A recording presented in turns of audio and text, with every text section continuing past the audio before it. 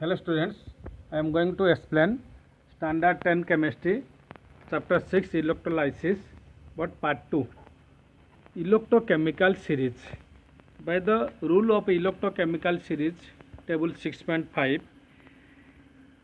there is a deposit of metals in the respective electrodes. So the metallic elements can be arranged in a decreasing order of their tendency to lose valency electrons. Potassium is the topmost, which can lose the electrons easily than platinum, than calcium, than sodium, like this. So there is based on the ease with which atoms of metals lose electrons to form positively charged ions, the metals are arranged in a series known as electrochemical series. There is a rule: a metal with a higher position in the series displaces the one with a lower position. Metals below hydrogen cannot displace hydrogen from acids, while those above it.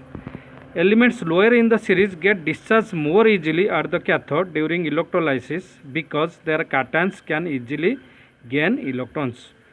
Metals atoms which form their ions most easily will accept the electrons back to form the atoms with greater difficulty.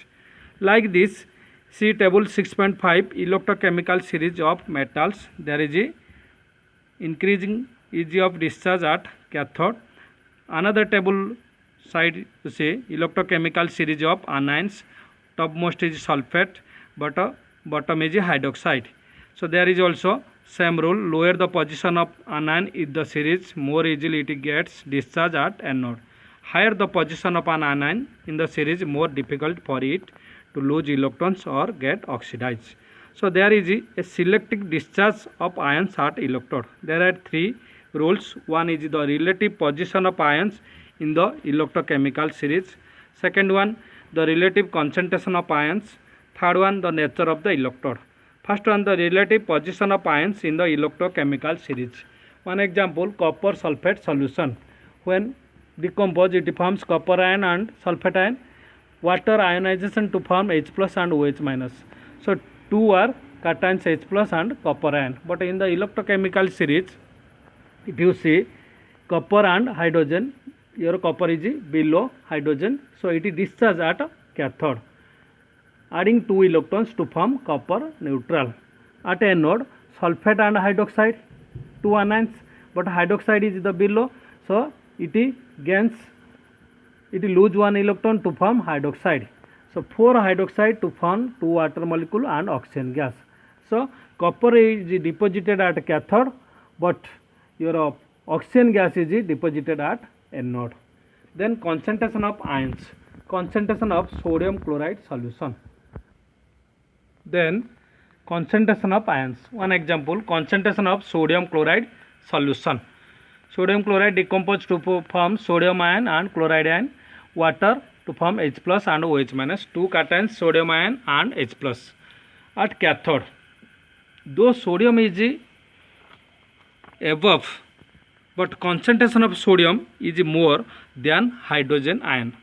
But here some exceptional, you see, hydrogen ions gains electron more easily than Na plus. So hydrogen gain 1 electron at cathode to form hydrogen atom, then 2 hydrogen atom react to form hydrogen gas. But at anode, chloride and hydroxide. So chloride ion is more concentration than hydroxide ion. Due to this concentration, then chloride lose that electron to form chlorine. Then chlorine plus chlorine, chlorine gas. So at anode, chlorine gas, but at cathode, hydrogen gas. If you take dilute sodium chloride, then at cathode, hydrogen gas. At anode, there is oxygen gas. Then nature of electrodes. One is inert electrode, another is active electrode. Inert electrode is graphite and platinum, but active electrode is metal like copper, nickel and silver.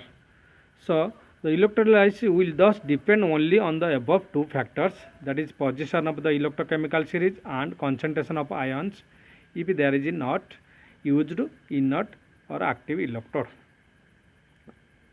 Then Example, in the electrolysis of copper to sulfate solution, if active electrode copper is used, then copper atom is deposited at cathode. If inert electrode like platinum is used, then instead of copper ion, oxygen is formed at the anode. Then one example of molten lead bromide using inert electrode. Both electrodes are inert, so ions present, though it is molten, so lead ion and bromide ion. At cathode, lead ion gain 2 electrons to form lead metal, whose color is silvery grey. At anode, bromide ion lose 2 electrons to form bromine, then again added to form bromine gas, whose color is dark reddish brown. Then another example, acid diluted water, few drops of sulfuric acid is added with water. So inert electrodes are used. Ions present, hydrogen ion, hydroxyl ion, sulfate ion and water molecules. At cathode, hydrogen, only positive cation, that is hydrogen, gain 1 electron to form hydrogen and 2 hydrogen atoms added to form hydrogen gas liberated at cathode. But at anode, hydroxyl and sulfate, but hydroxyl is below, so hydroxyl lose 1 electron to form OH, then 4 OH to form water and oxygen. Then another example, copper sulfate solution but active electrode. So electrode generally if you join or connect near anode, that is the important point. So active electrodes, both electrodes are active. So ions present in copper sulfate, hydrogen ion, hydroxyl ion, sulfate ion, copper ion. But reaction at cathode, copper below hydrogen, so copper ion added 2 electrons to form copper metals, whose color is pink or reddish brown. At anode, copper lose 2 electrons to form copper ions. So product at cathode, pink or reddish brown of copper metal, product at anode, nil, or size of copper decreases or dissolving in the solution. Spectator ions, what is the meaning of spectator ions? Which ions do not take part in the or deposited in the cathode or anode. So that is known as spectator ions. Sulfate ion and hydroxyl ions are the spectator ions in this reaction. If you take copper sulfate solution but inert electrode at anode, that is as platinum, then at cathode copper deposited, but at anode oxygen gas is formed. Okay, thank you.